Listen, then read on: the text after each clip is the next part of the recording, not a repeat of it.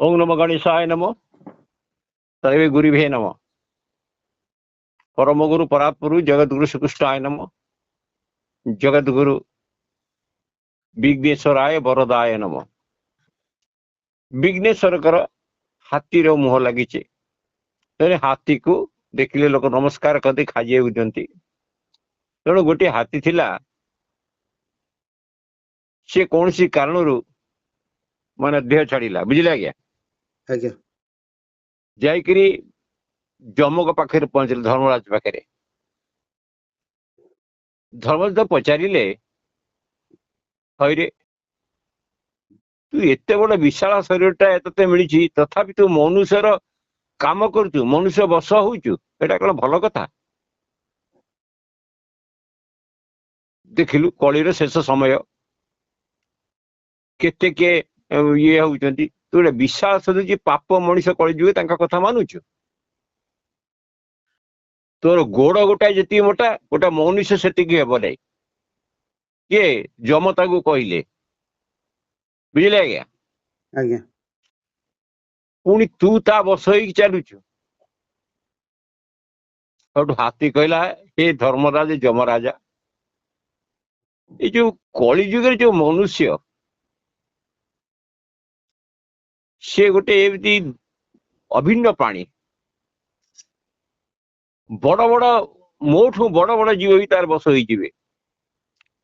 जम कहले हैं ये गोटे कथा अगणित लोक आसुचंती मो पाखु तो मारुची कई तो किसी करूना किसी बुद्धि नहीं सुधि नहीं। हाथी उत्तर देला कौन जानती बुझे आज्ञा आज्ञा आपण एठी केवल मुर्दार मान को जे मरी जाऊ देखी एठी जमपुर बाण गोटे जीवंता लोक आइले मर्तमंडल देखा ये कलिर शेष समय आण। धर्मराज कहले दूत मान पठेले जा गोटे जीवंता मनुष्य को घिनी आस मर्तमंडल देखा सी कौन तार बुद्धि के देखिबो। सीए गोटे मीडिया वाला थला ये फटाफट संवाद दिए सब पेपर रे गवर्नमेंट न्यूज वाला थला। सी तार गरम दिन छात पर शोची खटाटे पकईकि कौन कौन भाविकी लिखुची काली को संवाद देवी कौन करी लिखुची। दूत मैंने खोजी खोजी पाऊना खरा दिन देखिले छात उपर गोटे लोक शोई खट उपर आ कौन लिखि दौची मुझे तो लिखिदे शोची। दूत मैंने कौन कले खट सहित उठे नेले बुझे आज्ञा आज्ञा बाटे जाऊ जाऊ तार निद तो शोई नला चाहिए कौन कुआड़े नौ मत आश्चर्य लगुच कौन उड़ेकी नौ से कौन हूँ से थिला जड़े विशेष मीडिया वाला से सांगे सागे पकेट कागज बाहर कर लिखिला कौन लिखिला से किए जानले से किए जानी पारे क्योंकि लिखिला से जमदूत माने देखिले पकेट रू बाहर कर कलम बाहर कर लिखिला पुणी ता पकेट पूरी देला। से भाविला जदि मु एबे किछि पाटितुंड करी माने संवाददाता भाविला एपट सेपट हो तेणु मु तलू खसी पड़ी हाथ गोड़ भांगी मरीजी तेणु जहा हूँ पछे देखा एपरी भावी से कौन कला से खट पर से जानी शुणी शोई रहा। जिते बड़े जमदूत माने नहीं कि धर्मराज बा जम पहुंचले बड़ सभा बसी से दूत मैंने खट सदी थोईदेले से लोकटी देखिला संवाददाता लोकटी शोईला गरम रे कहला ये कौन मत आने ये स्वर्गटा ये जम लोक से सांगे सागे कागज गोटे लिखि पकेला कौन से कौन कले निजे कागज धरिकी निजे जमा हाथ को बढ़ेदेला किए से संवाददाता बुझिले आज्ञा दूत मान हाथ को कागज बढ़ी धर्मराज जमराज दिंतु से भगवान से कौन करता से सांगे सागे भगवान विष्णु का नाम लिखि देता। दूत मैंने से कागज गोटे धर्मराज को देले जमू को देले से लेखा थिला हे जमराजा हे धर्मराज मु नारायण यथायोग्य गुमास्ता आपण पाक जाऊछि गुमास्ता पठेली ଏହା ଦ୍ୱାରା ସବୁ କାମ କରାଇ ନେବେ ଯେମିତି କାଗଜ ଏହା ଲେଖିଲା ଦସ୍ତଖତ ଶ୍ରୀ ନାରାୟଣ ବୈକୁଣ୍ଠପୁରୀ ସେ କାଗଜରେ ସେ ଲେଖିଛି ଯେତେବେଳେ ସେ ପତ୍ରଟିକୁ ଯମରାଜ ପଢିଲେ ପଢିକିରି ଆସନରୁ ଉଠିଗଲେ କହିଲେ ଆସନ୍ତୁ ଆସନ୍ତୁ ଗୁମାସ୍ତା ମହାପ୍ରଭୁ ମୋ ଆସନରେ ବସନ୍ତୁ ବୁଝିଲେ ଆଜ୍ଞା ଆଜ୍ଞା ସେଠୁ ଧର୍ମରାଜ ଭଗବାନଙ୍କର ନାରାୟଣଙ୍କ ଆଦେଶ ବୋଲି ଭାବିଲେ ଯମରାଜ ସେ ଲୋକଟିକୁ ସିଂହାସନରେ ବସେଇ ଦେଲେ ଦୂତମାନେ ଅନ୍ୟ ମୃତ୍ୟୁ ଲୋକକୁ ମାନଙ୍କୁ ଆଣିଲେ ସିଏ ଜଣେ ମାନେ ସମ୍ବାଦଦାତା ଇଏ କିଏ ପଚାରିଲା ଦୂତକୁ ମହାରାଜ ଇଏ ଏବେ ମରିଛି ଇଏ ଜଣେ ବଡ ଡାକୁ ଥିଲା ବହୁତ ଲୋକକୁ ଲୁଟିଛି ବହୁତ ଲୋକକୁ ମାରିଛି ଏହାକୁ କଣ ଦଣ୍ଡ ଦିଆଯିବ ଆପଣ କୁହନ୍ତୁ ଆପଣ ଏବେ ଧର୍ମରାଜ ସିଂହାସନରେ ବସିଛନ୍ତି ଆପଣ ଯାହା କହିବେ ଯମଦୂତ ମାନେ ଏକଥା ତାକୁ କହିଲେ ସେ କାହାକୁ ମିଡିଆ ବାଲାକୁ ସମ୍ବାଦଦାତାକୁ ବୁଝିଲେ ଆଜ୍ଞା ଆଜ୍ଞା ସେ ସେଠୁ କହିଲେ ତମେ ୟାକୁ ସିଧା ବୈକୁଣ୍ଠ ପଠେଇ ଦିଅ ଯେ ଯମ ସିଂହାସନରେ ବସିଥିଲା ଆଉ ଜଣେ ଦୂତ ଆଉ ଜଣେ ଲୋକ ଆସିଲା ପୁଣି ମରିକି ତାକୁ ଦୂତମାନେ ଆଣିଲେ କହିଲେ ମହାରାଜ ଏ ଜଣେ କ୍ଷୀର ବିକାଳି ଏ କ୍ଷୀରରେ ଡେଲି ପାଣି ମିଶାଏ ଯାହା ଫଳରେ ଲୋକମାନେ ପିଲାମାନଙ୍କର ପେଟ ବେମାରୀ ବଢିଲା ଆଉ କେମିକାଲ ପକେଇ କ୍ଷୀର କରେ ସବୁ ରୁଗ୍ଣ ହେଇଗଲେ ଏହାକୁ କି ଦଣ୍ଡ ଦେବେ ଆପଣ ଦିଅନ୍ତୁ ସେ ଯୋଉ ସମ୍ବାଦଦାତା ବସିଥିଲା ଯମରାଜ ପରେ କହିଲା ଆକୁ ସିଧା ବୈକୁଣ୍ଠ ପଠେଇ ଦିଅ ଆଉ ଗୋଟେ ଲୋକ ମଲା ତାକୁ ଯମଦୂତ ଆଣିଲେ ଆଜ୍ଞା ଇଏ କିଏ ସେ ଲୋକଟି ପଚାରିଲା ନା ଆଜ୍ଞା ଇଏ ଖାଲି ମିଛ ସାଙ୍ଗି କୋର୍ଟରେ ଦିଏ ଅନେକ ଲୋକଙ୍କୁ ଜେଲରେ ପୁରେଇଛି ଏହାକୁ କଣ କରିବା ଆରେ ପଚାରୁଛ କଣ ସିଧାକୁ ବୈକୁଣ୍ଠ ପଠେଇ ଦିଅ ଯମଦୂତ ଆଶ୍ଚର୍ଯ୍ୟ ହଉଥାନ୍ତି ଏଥର ଆଉ ଗୋଟେ ଲୋକ ଆସିଲା ସେ ପଚାରିଲେ ଇଏ କିଏ ନା ଏତେ ବେବିଚାରୀ ପାପୀ ହିଂସକ କେହି ଆସିଲେ ତାକୁ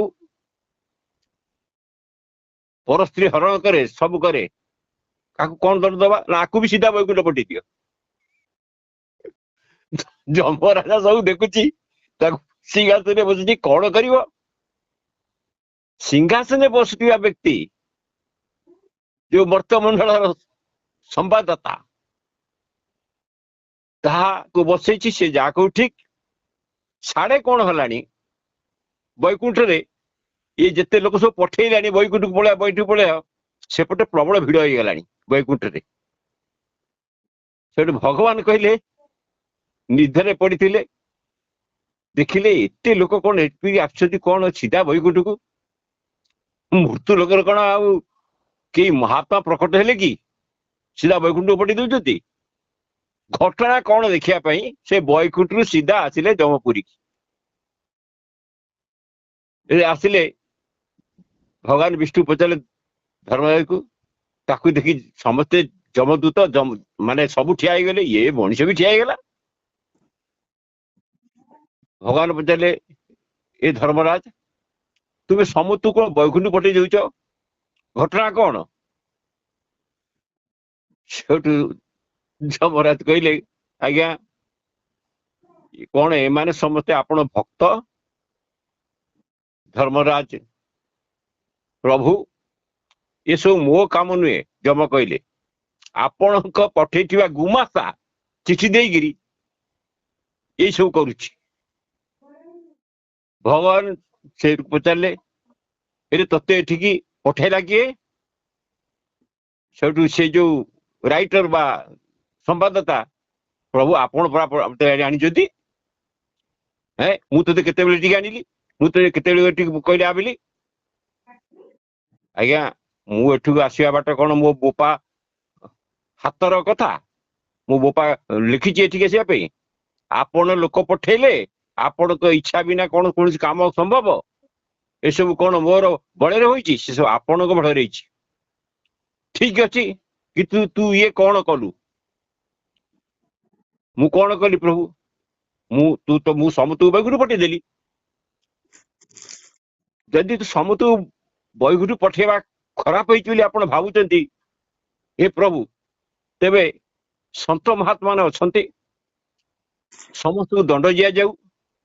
ଯଦି ଏହା ଖରାପ କାମ ନୁହେଁ, ତେବେ ଖୁଣ୍ଟା ଦେଉଛନ୍ତି କେଉଁଥିପାଇଁ?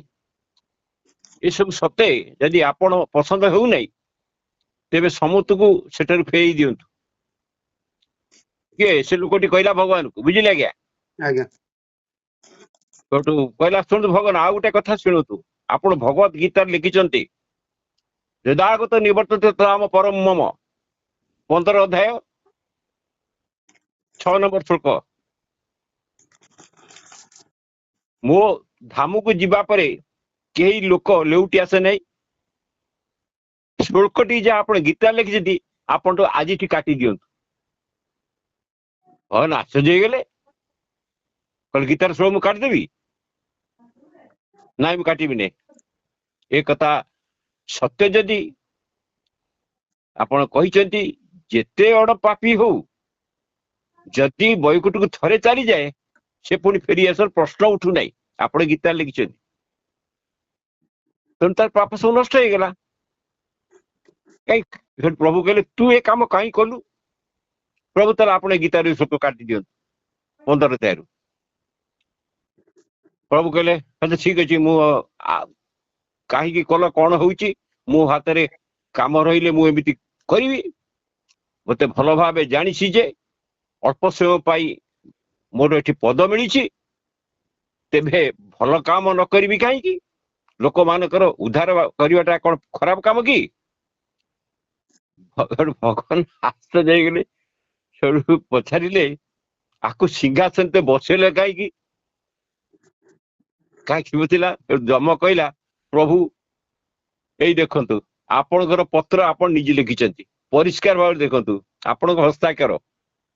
ଭଗବାନ ଲେଖିଲେ ବୈକୁଣ୍ଠପୁର ମୁଁ ନାରାୟଣ ଲେଖୁଛି। ଭଗବାନ ତାକୁ ପଚାରିଲେ, ହେରେ ମୁଁ ତତେ ପତ୍ର ଲେଖି ଦେଇଥିଲି? ଯୋଉ କହିଲା, କଣ ହେଲା? ଆପଣ ଗୀତାରେ ଲେଖିଲେ କହିନାହାନ୍ତି, ସର୍ବସ୍ୟ ଗୁଡ଼ ହୁଦି ସନ୍ନିବିଷ୍ଟ, 15 ନମ୍ବର 15 ଅଧ୍ୟାୟ ଶୁକ୍ଳ 15, ମାନେ ଯୋଉ ପୁରୁଷୋତ୍ତମ ଯୋଗର। କାହିଁକିନା ଆପଣ କହିଛନ୍ତି ମୁଁ ସମସ୍ତଙ୍କ ହୃଦୟରେ ବିରାଜମାନ ଅଛି। ହୃଦୟରୁ ପତ୍ର ଲେଖିବା ପାଇଁ ମୁଁ ପ୍ରେରଣା ଦଉଛି। ମୁଁ ବିନା ଆଶରେ ଗଛରୁ ପତ୍ର ହଳି ପାରିବାନି। ତେଣୁ ମୁଁ ଲେଖିଦେଲି ବୋଲି କଣ ଆଦେଶ ଆପଣଙ୍କର ହେଲା ନାହିଁ? ଯଦି ଆପଣ ଏହାକୁ ମୋର କର୍ତ୍ତୃତ୍ୱ ବୋଲି ମାନୁଛନ୍ତି, ତେବେ ଗୀତାରୁ ଏ ଶ୍ଲୋକଟି କାଟି ଦିଅନ୍ତୁ। ଭଗବାନ ଆଶ୍ଚର୍ଯ୍ୟ ହେଇଗଲେ, ଗୀତାକୁ ମୁଁ ନିନ୍ଦା କରୁଛି? ଭଗବାନ କହିଲେ, ଠିକ ଅଛି, ହଉ ଛାଡ, ସେ କଥା ଛାଡ। ପୁଣି ପଚାରିଲି ଧର୍ମଜୟକୁ, ଘଟଣା କଣ କହିଲ? ଏସବୁ ହେଲା କେମିତି? ଇଏ ସବୁ ଆସିଲା କେମିତି? ଆଉ ଯମ କହିଲେ, ପ୍ରଭୁ କେମିତି ଆସିଲା କଣ କରିବି? ଆପଣ ତ ପ୍ରଶ୍ନ ନେଇ ଆସିଥିଲେ, ଆପଣଙ୍କ ପତ୍ର ନେଇ ଆସିଥିଲା ଯେ ଆପଣ ପଠେଇଛନ୍ତି ଗୁମସ୍ତାବରେ। ଦୂତକୁ ପଚାରିଲେ, ଏସବୁ କେମିତି ହେଲା? ଦୂତ ମାନେ କହିଲେ, ମହାପ୍ରଭୁ ଆପଣ ନିଜେ ଦିନେ କହିଥିଲେ ନା ଗୋଟିଏ ଜିଅନ୍ତା ମଣିଷ ଆଣିବା ପାଇଁ। ଯମକୁ କହିଥିଲେ, ଦୂତ ମାନେ କହିଲେ, ଯମରାଜ ଆମକୁ କହିଲେ ଗୋଟେ ଜିଅନ୍ତା ମଣିଷ ଆଣ। ଧର୍ମରାଜକୁ ପଚାରି ଧର୍ମରାଜ କହିଲେ, ତେବେ ଇଏ କଣ ସେଇ ଲୋକ? ଆରେ ମୋ ସାଙ୍ଗରେ ଟିକେ ପରିଚୟ ନ କରାଇ ଏମିତି କେମିତି କରିଦେଲ? ଏଇଟା ଦେବା କଥା ଏ ପଦ? ଦୂତ ଗଣ କହିଲେ, ଏ ମହାରାଜ, ଆମ ପରିଚୟ କରାଇବାକୁ ବେଳ କାହିଁ? ଆପଣ ତ ସାଙ୍ଗେ ସାଙ୍ଗେ ତାଙ୍କ ପତ୍ର ନେଇଗଲେ, ସାଙ୍ଗେ ସାଙ୍ଗେ ସିଂହାସନ ଛାଡ଼ିଦେଲେ। ଶ୍ରୀ ବିଷ୍ଣୁଙ୍କ ଗୁମାସ୍ତା ବୋଲି ଆପଣଙ୍କ ଚିହ୍ନା ପରିଚୟ ସେଭଳି ଆମେ ଭାବିଲୁ। ସେ ପରିସ୍ଥିତିରେ ଆପଣ କ୍ରିୟା ସାହସ କାହିଁ ଆସିବ ଆମ ଦୂତ ମାନଙ୍କର? କିଏ? ଯମଦୂତ କହିଲେ, ବୁଝିଲେ ଆଜ୍ଞା? ଆଜ୍ଞା ଯେଉଁଠି ଠିଆ ହେଇଥିଲା ସେ ଯୋଉ ହାତୀଟି ମରିଥିଲା, ସେ ସବୁ ଏକଥା ଦେଖୁଥାଏ। ସେ କହିଲା, ହେ ମହାରାଜ, ରାମ ରାମ ରାମ, ଆପଣ ମତେ କହିଥିଲେ ନା ମୁଁ କେମିତି ଗୋଟେ ମନୁଷ୍ୟର ବଶ ହୋଇ ଗଲି ବୋଲି। ତୁ ଏଡେ ବଡ ହାତୀ, ତୋର ଗୋଟାଏ ଗୋଡକୁ ମଣିଷ ଶରୀର ନୁହେଁ, ତୁ କେମିତି ଏଡେ ବଡ ମଣିଷ ବଶ ହେଇଗଲୁ? ଧର୍ମରାଜ କହିଲେ ମୁଁ କଣ ସ୍ୱୟଂ ଧର୍ମରାଜ ଭଗବାନ ମଧ୍ୟ କଣ ହୋଇଗଲେ?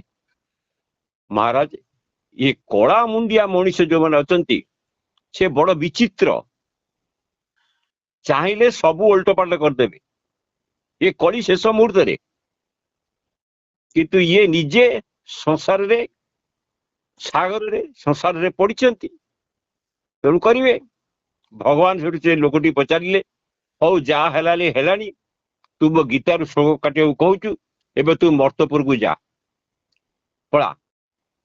ସେଠୁ ସେ ଲୋକଟି ଯିଏ ଯାଇଥିଲା ସମ୍ବାଦତା, ଆଜ୍ଞା ଆପଣ ଗୀତାରେ ଲେଖିଛନ୍ତି, କହିଛନ୍ତି ମାମୁପେତ ତୁ କତେ ପୁନର୍ଜନ୍ମ ନ ବିଦ୍ୟତେ, ଅଷ୍ଟମ ଅଧ୍ୟାୟର 15 ଆପଣଙ୍କ 16 ନମ୍ବର ଶ୍ଲୋକ, ବୁଝିଲେ ଆଜ୍ଞା? ଆଜ୍ଞା ମୋତେ ପ୍ରାପ୍ତ ହେବାରେ ଆଉ ଜନ୍ମ ହୁଏ ନାହିଁ, ତେବେ କୁହନ୍ତୁ ମୁଁ ଆପଣଙ୍କୁ ପ୍ରାପ୍ତ ହେଇ ସାରିଛି, ଆପଣଙ୍କୁ ସୁଚୋଗରେ ଦେଖିଛି, କଣ କହୁଛ? ଆପଣ ଲେଖିଛି ମାମୁପେତ ତୁ କନ୍ତେ ପୁନର୍ଜନ୍ମ ନ ବିଦ୍ୟତେ, ଆମେ ପୁନର୍ଜନ୍ମ ନାହିଁ ମକୁଟ ହେଇଗଲୁ, ଆପଣଙ୍କୁ ଦେଖିଲୁ, କଣ ଏ ଗୀତାରେ ଶ୍ଲୋକଟା କାଟିବେ ଆପଣ? ଭଗବାନ କହିଲେ ନାଇଁ ମୁଁ କାଟିବି ନାହିଁ। ଆଚ୍ଛା ଠିକ ଅଛି, ତାହେଲେ ତୁ ମୋ ସାଙ୍ଗରେ ବୈକୁଣ୍ଠକୁ ଚାଲ। ପ୍ରଭୁ କହିଲେ ମୁଁ ଏକୁଟିଆ ଯିବି ନାହିଁ। ସେ ଲୋକଟି କହିଲା ମୁଁ ଏକୁଟିଆ ଯିବି ନାହିଁ, ଯୋଉ ଏଠି ହାତୀଟା ରହିଯିବ ଯେ ମତେ ଏଠି ମଣିଷ ଚତୁର ବୋଲି କହିଥିଲା, ଏହାର କୃପାରୁ ମୁଁ ଏଠିକୁ ଆସିଛି, ଏହାକୁ ମତେ ସାଙ୍ଗରେ ନେଇକିରି ଯିବି। ହାତୀ କହିଲା ଆଜ୍ଞା ଆପଣ ସିନା ମୋ କୃପାରୁ ଆସିଲେ, କିନ୍ତୁ ମୋର ବହୁତ ଭାଇ ଏଠି ନରକରେ ସଢୁଛନ୍ତି, ସେମାନଙ୍କୁ ସାଥିରେ ନେଇକି ଚାଲନ୍ତୁ। ସେ ଲୋକଟି କହିଲେ, ବୁଝିଲେ ଆଜ୍ଞା? ଭଗବାନ କଣ କରିବେ, ଇଏ ସବୁବେଳେ ଗୀତା ଦେଖେଇଲା। ଭଗବାନ କହିଲେ ଆରେ ବାବା ତୁ ମୋର ଗୀତା ଆଉ କୋଉ ଶ୍ଲୋକ କାଟିବି ପୁଣି କହିବୁ, ହଉ ସମସ୍ତଙ୍କୁ ସାଙ୍ଗେ ନେଇ ବୈକୁଣ୍ଠ ଚାଲ। ତେଣୁ ମୋର କହିବା କଥା, ଭାବ, ଭକ୍ତି, ପ୍ରେମ, ପୁଷ୍ପାଞ୍ଜଳି ତା ଭିତରେ ଭରି ରହିଛି ଏ କଥାରେ। ଯାହାର ଭାବନାରେ ପ୍ରଭୁ ଅଛନ୍ତି, ଭାବଗ୍ରାହୀ ଅଛନ୍ତି, ତାର କିଛି ହବ ନାହିଁ। ଏଇଟା ସତ ନା ମିଛ ଆଜ୍ଞା? ଆଜ୍ଞା ଆଜ୍ଞା ଆଜ୍ଞା ଯାହାର ହୃଦୟରେ ଭାବନାରେ ଭାବଗ୍ରାହୀ ଅଛନ୍ତି ତାର ବିନାଶ କେମିତି ହବ? ଆଜ୍ଞା ତେଣୁ ମୋର କହିବା କଥା, ଏଇ କଳିର ଶେଷ ମୁହୂର୍ତ୍ତରେ ଯୋଉ ମହାଭାରତ ଯୁଦ୍ଧର ଓଳି ଅଛି ବା ଓଳି ହବ, ତେଣୁ ସେ ଓଳିକ ଏ କଳିରେ 6 ମାସ ହେଇପାରେ, ନହେଲେ 6 ବର୍ଷ ହେଇପାରେ, କିନ୍ତୁ ଆପଣଙ୍କର ସମୟ ମନେ ରଖନ୍ତୁ, ରାମ ତାରକ ମନ୍ତ୍ର ଯୋଉମାନେ ଜପୁଛନ୍ତି ସେମାନେ ରକ୍ଷା ପାଇବେ। କିନ୍ତୁ ହଁ ଅତି ଭଲ କଥା କହୁଛି, ଯେତେବେଳେ ତ ବାତ୍ୟା ଶ୍ରୀକ୍ଷେତ୍ରକୁ ଆସିନି ସେତେବେଳେ ତ ବିଶ୍ୱଯୁଦ୍ଧ ହେଇନାହିଁ। ଏକଥା ଆଉ ଥରେ ଚେତେଇଲି ଏପିସୋଡରେ କହିବା କଥା କଣ, ଭଗବାନ ଗୀତାରେ ଯାହା ଲେଖିଛନ୍ତି ତାକୁ ଯଦି ପୁଙ୍ଖାନୁପୁଙ୍ଖ ଭାବେ ପ୍ରତ୍ୟେକ ଜୀବ ଜଗତ ତାକୁ ପୁଙ୍ଖାନୁପୁଙ୍ଖ ଅନୁବାଦ କରିବ ବା ପଢିବ, ଯେମିତି କହିଛି ନରୁଜୁ ଖା ପିତା ଆସୁ ନ ଆସୁ ପଢ ଗୀତା, ଗୀତାର 1 ଶ୍ଲୋକ ବା 2 ଶ୍ଲୋକ ବା 4 ଶ୍ଲୋକ 5 ଶ୍ଲୋକ ପଦଟିଏ ପଢିଲେ ବି ଆପଣଙ୍କ ମୋକ୍ଷ ଅଛି, ଆପଣ ବିପଦ ନାହିଁ। ତେଣୁ ଭାବ ଭକ୍ତି ପ୍ରେମ, ଯାହାର ଭାବନାରେ ଭକ୍ତି ଅଛି, ପ୍ରେମରେ ଭକ୍ତି ଅଛି, ଭାବରେ ଭାବଗ୍ରାହୀ ଭିତରେ ଅଛନ୍ତି, ତାର ବିନାଶ କୋଉଠି ହବ? ହବ କି ଆଜ୍ଞା? ଆଜ୍ଞା କୁହନ୍ତୁ। ହଁ, ତେଣୁ ମୋର କହିବା କଥା ଇଏ ହଉଛି ଆମର ପ୍ରଭୁଙ୍କ ନାମ ଯଜ୍ଞର ତତ୍ତ୍ୱସାର ବିଷୟରେ କହିଲି, ଗୋଟେ ଗପ ଆଖିରେ କହିଲି, ଆଉ ଇଏ ଗପଟି କହିଲି। ଯଦି ଆପଣଙ୍କ ମନକୁ ଆନ୍ଦୋଳିତ କରିଛି ଗୀତା ତତ୍ତ୍ୱ ବିଷୟରେ, ଏଇଟାକୁ ଆପଣ କଣ ନାଁ ଦେଇ ଛାଡିବେ ସେ ଆପଣ ଜାଣନ୍ତି, ମୁଁ ଜାଣିନାହିଁ, କିନ୍ତୁ ଏତିକି କହିବି ଆ ଭିତରେ ବହୁତ ଭାବନାପୂର୍ଣ୍ଣ କଥା ରହିଛି। ଯେହେତୁ ଗୀତାର 4ଟି ଶ୍ଲୋକ ପ୍ରଭୁଙ୍କର ରହିଛି, ତେଣୁ ପ୍ରଭୁ ସବୁବେଳେ ଏଇ ଯୋଉ ମଣିଷର କାଳା ମୁଣ୍ଡିଆ ମଣିଷର ଚାରିକଡେ ବୁଦ୍ଧି, ସେ ପ୍ରଭୁକୁ ପାନେ ଦେଇଦେବ ଏ ଘୋର କଳିରେ। ତେଣୁ ଯେତେ କଳିଙ୍କର ଆଧାର କାର୍ଡ ମାଗିବ ବୋଲି ଗୋଟେ ଏପିସୋଡ ଛାଡିଥିଲି, ତେଣୁ ସେଇଭଳି ଏଠି କଳକି ଆସିବାକୁ ଭୟ କରୁଛନ୍ତି। ଆଉ ବିଶ୍ୱଯୁଦ୍ଧ ହେବା କଥା ଦୂରର କଥା, ବିଶ୍ୱଯୁଦ୍ଧ ଏବେ ହେଇନି। ଯେତେବେଳେ ମତେ ବାତ୍ୟା ନ ହେଇଛି ଶ୍ରୀକ୍ଷେତ୍ରକୁ, ହେଲେ ବିଶ୍ୱଯୁଦ୍ଧ ହେଇନି, ଏମିତି ଏମିତି ଲାଗିବ ବନ୍ଦ ହେଇଯିବ। ଆଜ୍ଞା ହଁ, ଆଜ୍ଞା ବିଶ୍ୱଯୁଦ୍ଧ ଶୁଣନ୍ତୁ ହେଇନି। ଗୋଟେ ମିନିଟ କିନ୍ତୁ ହଁ, ବିରାଟ ବଡ ମହାମାରୀ ଆସୁଛି ହଇଜା, ଗୋଟେ ମିନିଟ ଗୋଟେ ମିନିଟ ଆଜ୍ଞା ଝାଡା ବାନ୍ତି ହେବେ, ଲୋକ ସବୁ ମରିବେ। ଗୋଟେ ମିନିଟ ଆଜ୍ଞା ହଁ, ହାର୍ଟ ଚୋକ୍ ପାଇଁ ମରିବେ। ଏବେ ରିସେଣ୍ଟଲି ମାନେ ଏଇ 15-20 ଦିନ ଭିତରେ ଝାଡା ବାନ୍ତି ବ୍ୟାପିବ, ହାର୍ଟ ଚୋକ୍ ବେଶୀ ବଢିଯିବ, ଗଜା ଟୋକା ସବୁ ମରିବେ। ଆପଣଙ୍କ ଆଖପାଖରେ ଯୋଉଠି ଦେଖନ୍ତୁ, ଆଜି ନିହାତି 2-3 ମରିଥିବେ ଆପଣ ଏରିଆରେ ଯୋଉଠି ଅଛନ୍ତି।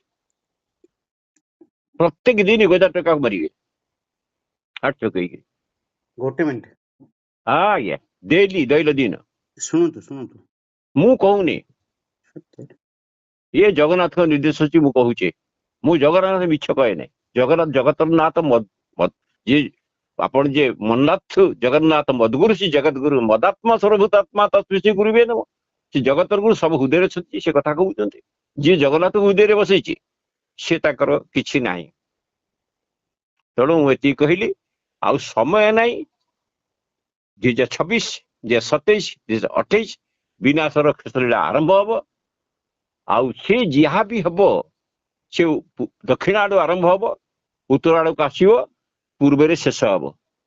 ଯାହାକୁ କହିଛି ଦକ୍ଷିଣେ ଉତ୍ତରେ ସାଜିବ, ଦକ୍ଷିଣେ ଗାଜିବ, ପୂର୍ବେ ନ ରହିବେ କେହି।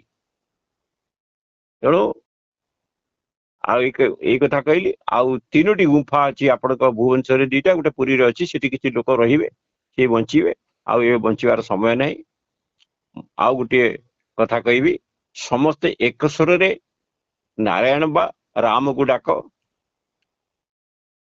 ରାମ ରାମ ରାମ ଇତି ରାମ ରାମ ରାମ ମନୋରମେ ସହସ୍ର ନାମ ତତୁଲ୍ୟ ରାମ ନାମ ଧରାରମେ। रामाय रामभद्राय रामचंद्राय वेद रघुनाथाय सीतापते नमः। बोल सियावल रामचंद्र की जय। को हनुमान जी उमापति महादेव संत के तुल्य जय। वृंदावन लाल जगन्नाथ महाप्रभु जय। हरि ओम तत्सत।